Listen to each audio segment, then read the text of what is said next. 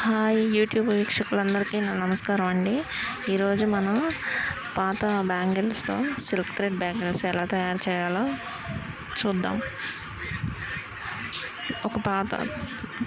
రెండు పాత బ్యాంగిల్స్ తీసుకొని ఇలాగా గమ్ పెట్టి అతికించుకొని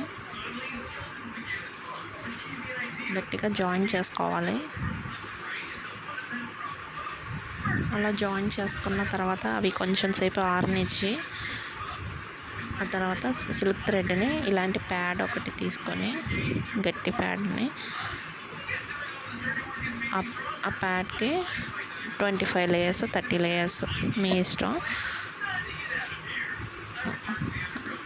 ఆ లేయర్స్ని చుట్టుకోవాలి. టైట్గా చుట్టుకోవాలండి, ఊడిపోకూడదు, చాలా టైట్గా ఉండాలి.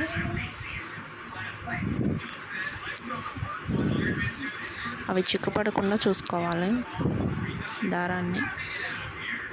ఆ 20 లేయర్స్ 30 లేయర్స్ చుట్టుకున్నాక వాటిని కట్ చేసుకోవాలి.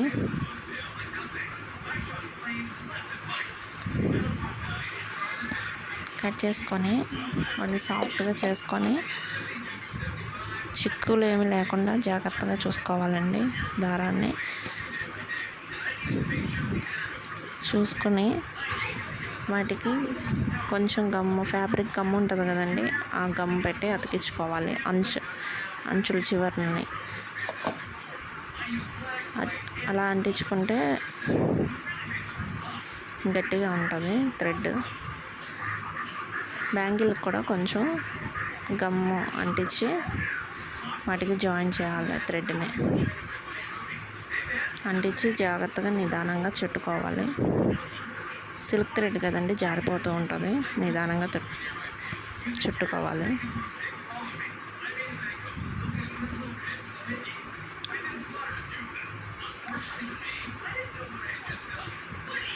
అలా కొంచెం కొంచెం నిదానంగా చుట్టుకుంటే బ్యాంగిల్ అనేది తయారవుతుందండి.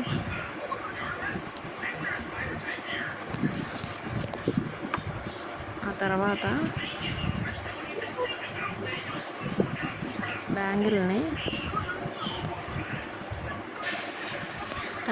బ్యాంగిల్స్ మధ్యలో గోల్డ్ బాల్స్ ఉంటాయి కదండి, ఆ గోల్డ్ బాల్స్ని 4 లేయర్స్ థ్రెడ్ పెట్టుకొని అవి థ్రెడ్ ఎక్కించుకొని వాటిని మధ్యలో హాఫ్ ఇంచ్ తేడాతో ఒక్కొక్కటి నిదానంగా కుట్టుకోవాలండి.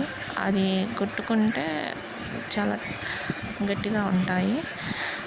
సారీ అండి, వాయిస్ ఏమన్నా వెనకాల బ్యాక్గ్రౌండ్ కొంచెం నాయిస్గా ఉంది, క్షమించండి. అంటించుకొని ఒక 10 బాల్స్ వేసుకుంటే సరిపోతుంది.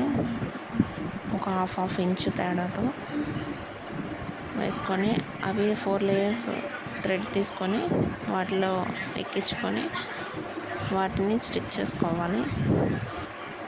వాటిని కూడా జాగ్రత్తగా చుట్టుకోవాలండి. హాఫ్ ఇంచ్ తేడాతో చుట్టుకొని ఆ తర్వాత బ్యాంగిల్ అనేది రెడీ అయిపోతుందండి. నా వీడియో కనుక మీకు నచ్చినట్టయితే లైక్ చేయండి, షేర్ చేయండి, సబ్స్క్రైబ్ చేసుకోండి. మీ విలువైన సమయాన్ని నా కోసం కేటాయించినందుకు